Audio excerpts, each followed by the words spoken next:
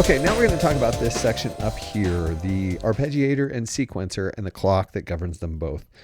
The clock is pretty straightforward. It's just easily set to whatever tempo you're looking for via this wonderful knob.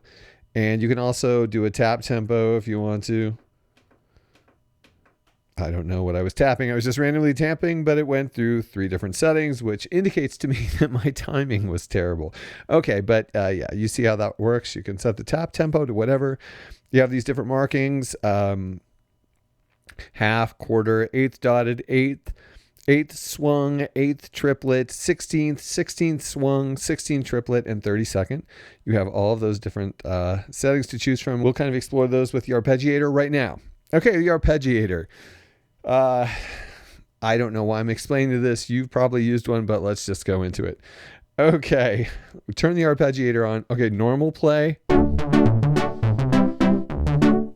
Arpeggiator means it will repeat the notes that you're holding down in an arpeggiated way. Now, I am holding these notes down and I can change them.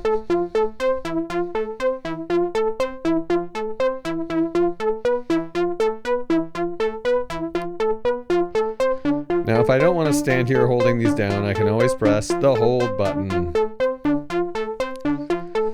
Now I don't have to hold them. And this is a great time to demonstrate some of the other functionality so I have both hands free to gesture.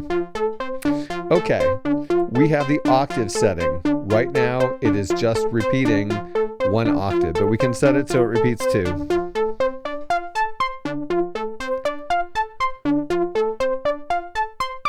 And we can also do 3 different octaves. It plays that same, it arpeggiates through that same chord all the way through 3 octaves.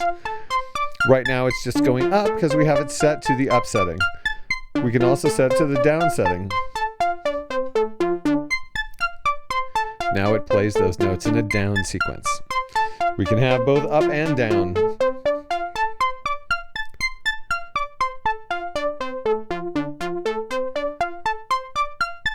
And of course we could be, well, we'll get to that.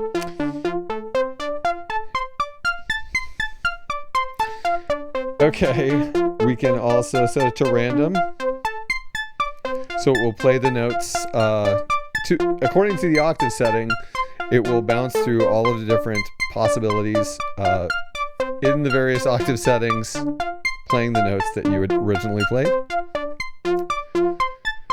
And the assign mode. Let's demonstrate the assign mode. Assign mode is it will arpeggiate the notes in the order that you play them. So let's put it to 1 octave so we can hear this.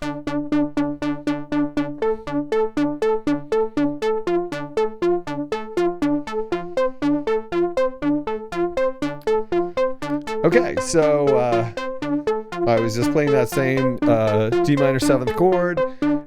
Now it's playing the notes not in a linear sequence, but in the order in which I played them.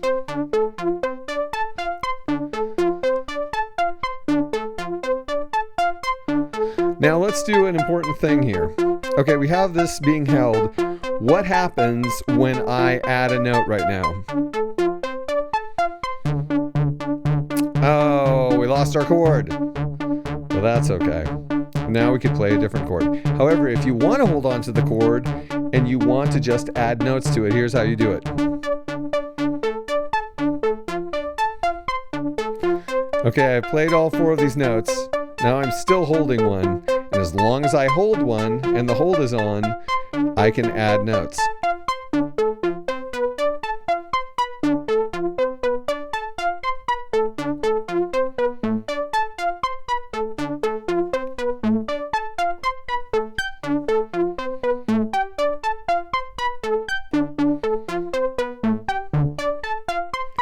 And since we're in the assign mode, it will place these notes where I play them. And so then that's the way that you can add notes to your arpeggiation. And now you have a pretty wide and interesting chord. We could even put it over 3 octaves. And that's a lot of notes to go through. That's it's really a sequence in a way.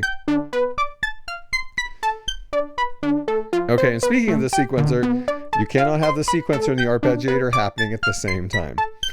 And if you would like to sync your arpeggiator to some external source, there is a jack in the back that allows you to do that. The trigger jack, it's marked sequencer. And you can also, you could sync it to a MIDI clock source, or you can sync it to an audio clock source. And how that audio clock source controls it is set up in the global section under clock port. And you can set it to just be a trigger or a gate, and there's a number of different settings that you can use to sequence to actually synchronize this arpeggiator to some sort of sequencing situation. Now, maybe we would like to add a little bit of delay to this, but we'd really like it if that delay was perfectly synced. Let's do this. Turn on the effects, choose Bucket Brigade. Okay, that's pretty cool, but we'd like it to sync up. So once you press the click sync button in the effects, it will show note values instead of time values. So we have it on a quarter note now. Let's hear what half note sounds like.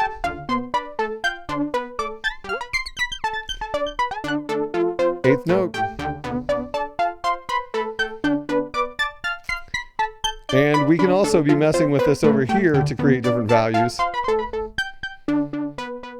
Now it's going through the arpeggiator as if those notes are quarter notes, and our effects are responding in an eighth note fashion. So there's a lot of different mathematical permutations you can generate with that.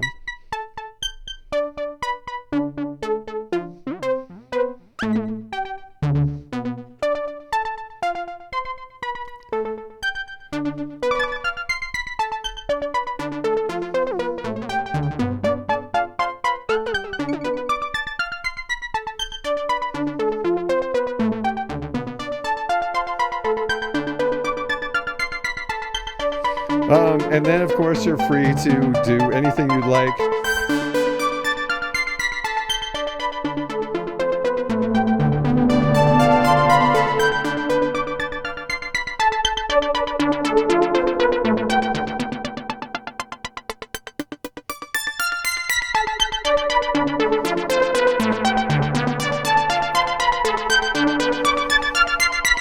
And we could go on and on.